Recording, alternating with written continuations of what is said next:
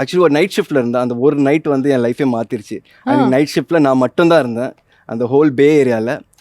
அன்றைக்கி நான் யோசித்த ஒரே ஒரு விஷயம் என்னென்னா, நான் என்னதான் பண்ணிட்டு இருக்கேன் லைஃப்பில். 3 இயர்ஸ் ஆயிடுச்சு, கேமரா கூட எடுக்க முடியல. ஏன்னா நான் பேசிக்காக ஃபோட்டோகிராஃபியும் பண்ணுவேன்.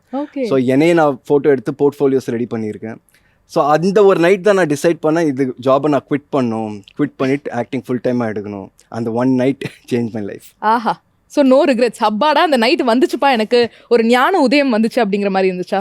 கண்டிப்பாக. ஏன்னா no regrets, totally no regrets. ஏன்னா நான் ஐடியில் நல்லா ஏர்ன் பண்ணிட்டு இருந்தேன். அதை குவிட் பண்ணிவிட்டு அவ்வளோ பெரிய வேலையை வேண்டான்னு சொல்லிட்டு ட்ரீம் ஃபாலோ பண்ணேன். Masala tea, matcha tea, black tea, mint tea, sencha, ginger.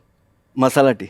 Masala tea உள்ளே மசாலா டீ இருக்கும் நீங்க எதிர்பார்ப்பீங்க. டொன்டடாயின். ஓ இல்லையா? நல்ல விஷயம் வந்திருக்குப்பா.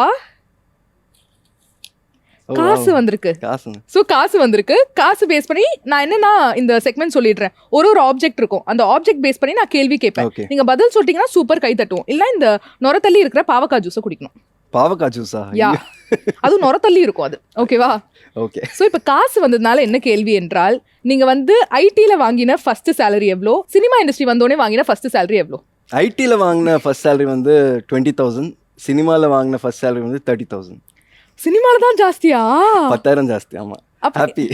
30,000 வந்து மாடலிங்ல கிடைச்சது? இல்ல மூவில கிடைச்சது ஃபர்ஸ்ட். ஆக்சுவலி மூவிக்கு முன்னாடி வந்து அது சொல்ல வேணும்ல, நான் ஆட்ஸ் நிறைய பண்ணியிருக்கேன். ஸோ ஆட் தான் வந்து ஸ்டார்ட் பண்ணது.